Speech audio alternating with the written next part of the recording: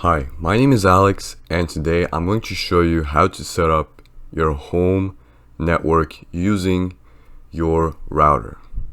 Now, a router is a very crucial component of your home network because it allows you to take the internet connection from your internet provider and you can connect multiple devices both in a wired and wireless manner using Wi-Fi or the wired Ethernet connection. Now, in order to configure your home network, you will need a few components. First of all, you will need a modem that is already connected. Now, the modem is very likely already provided to you by the internet provider because all internet providers use different types of connectivity. And so the modem converts the wiring that the internet provider provides you and it converts it to a normal Ethernet connection.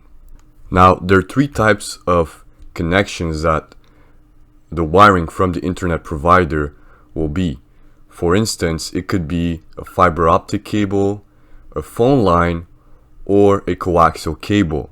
And so the modem converts these signals into a standard Ethernet connection.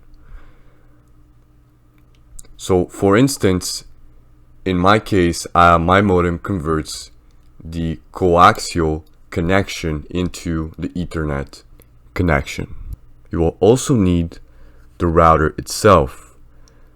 Now, the router is pretty much the component that's going to orchestrate your private network. It's going to take the connection from your modem and is going to then be able to separate your network in order to allow you to add multiple devices to it. And so think of the router as the orchestrator of your network. Now, to power that router, you will also need the power cable that is supplied in the box. This will power the router and make sure it's always on whenever you need it. You will also need at least one Ethernet cable that you're going to use to connect the router to the modem in order to link them together. Alright, so the first step is connecting the router to power. So take the rounded end of the power cable and plug it into the DC input labeled on the router. If your router has a power switch, make sure it is set to the on position. Now take one end of your Ethernet cable and plug it into the single Ethernet connector on the modem and connect the other end of that cable into the internet connector that is on the router. Now usually that connector is sitting separate from the four others, so we need to plug it into the single internet connector. Now you can use the other Ethernet ports to connect to wired devices, for example a desktop computer, a printer, or a TV box. Now plug in the other end of the power cable into your wall outlet. Now as you can see, the router is now turning on, the power light is flashing, and the internet indicator is going to be red. Now after you leave it for around 30 seconds, it should be completely on and the internet indicator should turn into a white or green color. Now turn the router upside down and take a look at the label on the back of it. It will show you the default Wi-Fi network as well as default password, and we will use this for the next step, which will be configuring the router itself. Now go to your computer and open the Wi-Fi settings, and what we're going to do is we're going to connect to the Wi-Fi network that the router has created for us. And so you want to connect exactly to the right one and enter the exact same password as it is on the label. Once it is connected to the Wi-Fi network, some routers will automatically open the configuration page where you'll be able to set up your router. But I'm going to show you how to also do it manually in case it doesn't appear. Now, if the configuration page doesn't appear automatically, there are three things that you can try. So first, look for a link or address that you can type on your browser directly on the router's label. So some routers will show it directly on the label.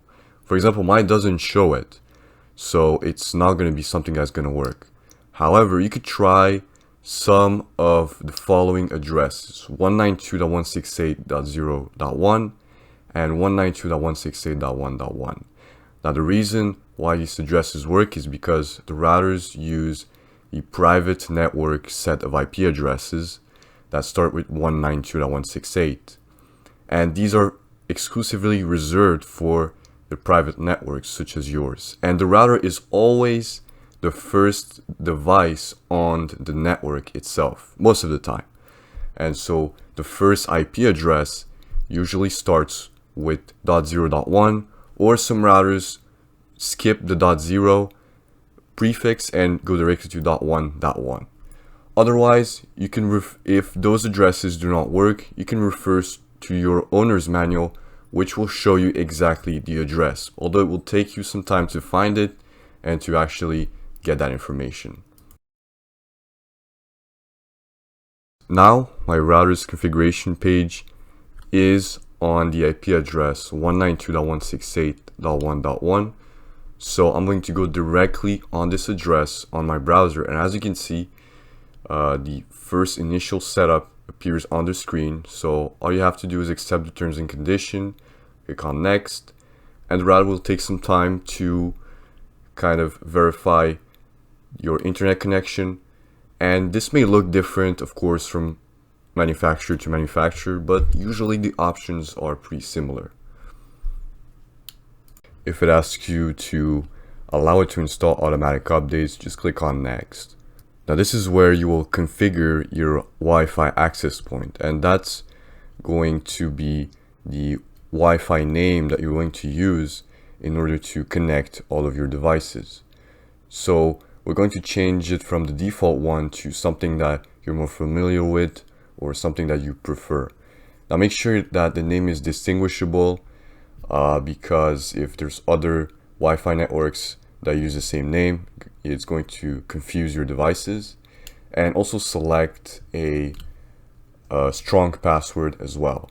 Now you may have seen here that there are two Wi-Fi names and two Wi-Fi passwords. Well, the reason is that this router and most modern routers use multiple Wi-Fi bands, and so they use the 2.4 GHz, 5 GHz, and some even 6 GHz as well.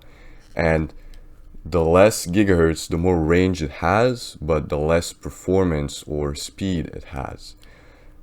Or for example, the 5 GHz is much faster, but it has less range. And so what is recommended is that you connect to both of these networks on your phone or the various other Wi-Fi devices so that you can have the best performance. So if you're far away from your router, it's going to connect to the weaker 2.4 GHz signal, but if you're closer, you're going to connect to the faster 5 GHz network. Once you're done setting up your passwords, click on next. And it's going to take a little bit of time and load your updated settings, but now you will lose your Wi-Fi connection, so you will have to now reconnect to your new Wi-Fi network using the new password you just entered. And so you just open the Wi-Fi settings again and then just connect to the network we've created. As you can see, it's right here. So you just connect it to it, enter the new passwords, and it should be all good after that.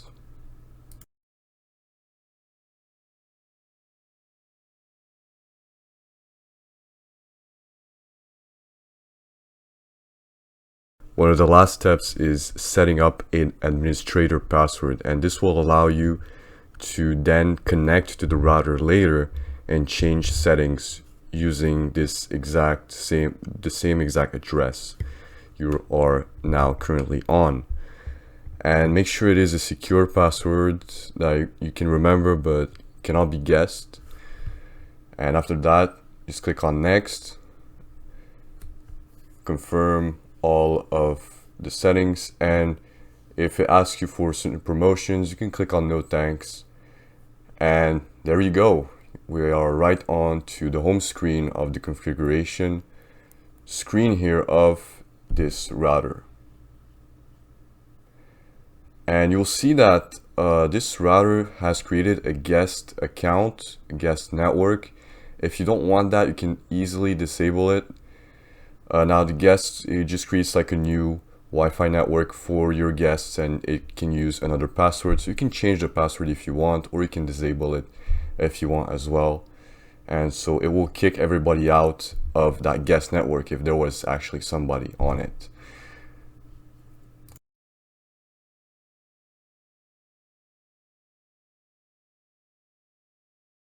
There's also a bunch of different options here. For example, this network map can show you all of the devices that are currently connected in your network, and you can kick them out or add certain restrictions, and it really allows you to see what's going on currently on your network, which is pretty great. There's also an option to quickly check the speed of your internet connection, for example. And there's also you can adjust all of the different settings, change your password, your Wi-Fi password right here, turn off the activity lights. And so the number of features really does depend on manufacturer to manufacturer, so not all of them have the same options, but it is quite extensive. And if you want to access this menu, you just have to enter the same address you've entered to first set up your router, and you just enter the administrator password in order to log into it. And so that's it. You've successfully configured your router and your home network, and now you can connect all of your different devices. And so congratulations. If you have any other questions, make sure to comment down below. And if you enjoyed this video, like and subscribe. Thank you guys for watching. Goodbye.